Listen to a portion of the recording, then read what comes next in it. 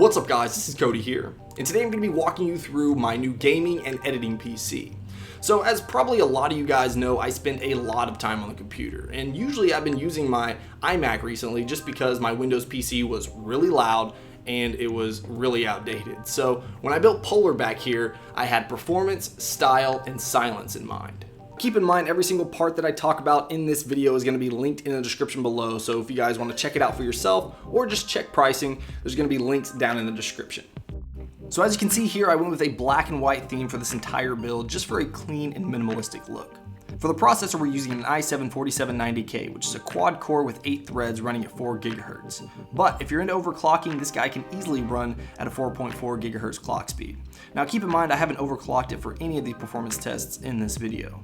Now to cool this bad boy, I'm using an H100i GTX Extreme liquid cooler, which is keeping the CPU around a cool 31 degrees Celsius while idle. You can also customize the color of the Corsair logo on the cooler if you have a different color set up for your machine. The motherboard is an MSI Z9ZS SLI Crate Edition. This is an ATX form factor with a max capacity of 32 gigs of RAM, and of course supports Crossfire or SLI technology in case you want to grab 2 of those graphics cards. Now for RAM, I grabbed 2 of the Kingston HyperX Fury 16GB kits for a total of 32 gigs. Now this is DDR3 memory clocked at 1866 MHz. Now I went with 32GB for a couple of reasons. One was that RAM was actually pretty cheap. It was $88 for a 16GB kit versus $51 for an 8GB kit. So you're actually saving money with capacity there. Second was that I actually wanted to fill up all 4 slots on the motherboard just for aesthetic reasons, and I didn't really want to use 2 8GB kits just because then I'd have to upgrade all 4 sticks if I wanted to upgrade from 16 gigs to 32 gigs. Next we have this beast of a GPU. Now this is a Gigabyte GeForce GTX 980 Ti. And if you've heard of the Titan X, which is a $1,000 card, this is basically a consumer grade version of that card. And you're actually going to get similar performance unless you're doing some type of high performance computing. So this card has Maxwell architecture, 6 GB of GDDR5 VRAM running at 1152 MHz with 2816 CUDA cores. Needless to say, this thing shreds.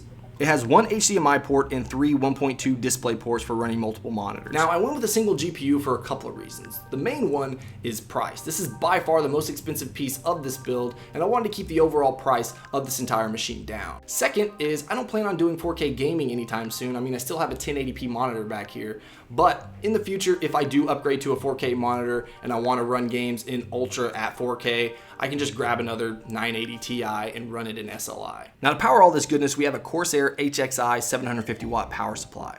It's 80 plus platinum certified and fully modular. Now this is actually the first modular power supply I've ever used, and I love it because it allowed me to use some third-party white threaded cables just to be able to customize the build just a bit further. Now not to mention how much cleaner and more organized everything is with a modular power supply.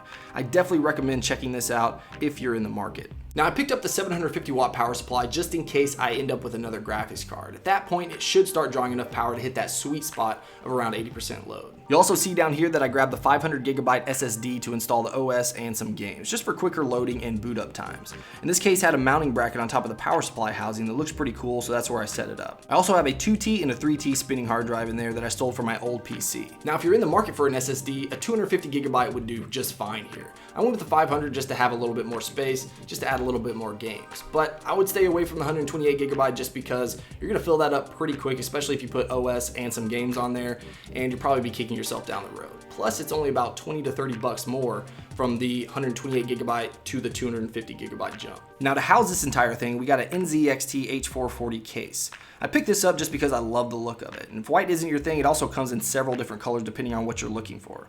It also has a nice housing for the power supply so you don't see any of those cords anywhere when you're looking through your windowed panel. There's 3 intake fans in the front and 1 exhaust fan in the back. But of course with my liquid cooler, I also have 2 fans at the top of the case just to keep that airflow churning. But that's pretty much it for the build. Let's go ahead and see how well that translates into gaming. To kick things off, we're going to start with Tomb Raider, and I was actually running this at 135 frames per second on Ultra with FXAA turned on. Now when I switched that over to 4X super sampling anti-aliasing, it dropped to around 100 frames per second, which is still incredibly fine. Now the most demanding game in this lineup is Witcher 3. I had everything set on Ultra, even Hairworks turned on, and I was getting 63 frames per second, which was extremely playable and it looked really good.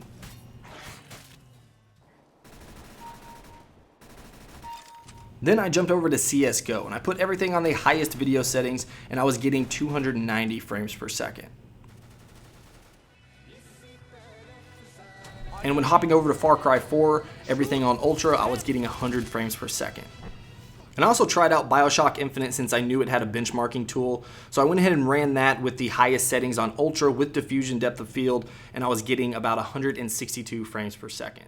Now, of course, with PC gaming, you can tweak just a few different things in your video settings to get a whole lot more performance. Just for instance, like you saw with Tomb Raider, I had FXAA turned on and I was getting 135 frames per second. But when I bumped that up to the 4x super sampling anti-aliasing, I got a 35 frames per second hit. So, I mean, you can just turn that off or you can, tweak it down to 2x and you're gonna get a nice bump in frames per second there as well as performance. Now, like I said, everything's gonna be laid out in the description below for you guys. So if there's any part that you want to check out or check price, then you can check that in the description below. So I hope you guys enjoyed this video. And I was actually thinking about doing an entire setup video, with my new PC as well as my iMac, basically an office tour, once I get a few more things. So I want to get a new monitor as well as keyboard and mouse just to, complete that whole Windows PC setup. But if you guys want to see that, be sure to hit that like button on this video just to let me know that you guys are up for checking that out. Also, don't forget to subscribe for future videos. All right, guys, until next time, peace.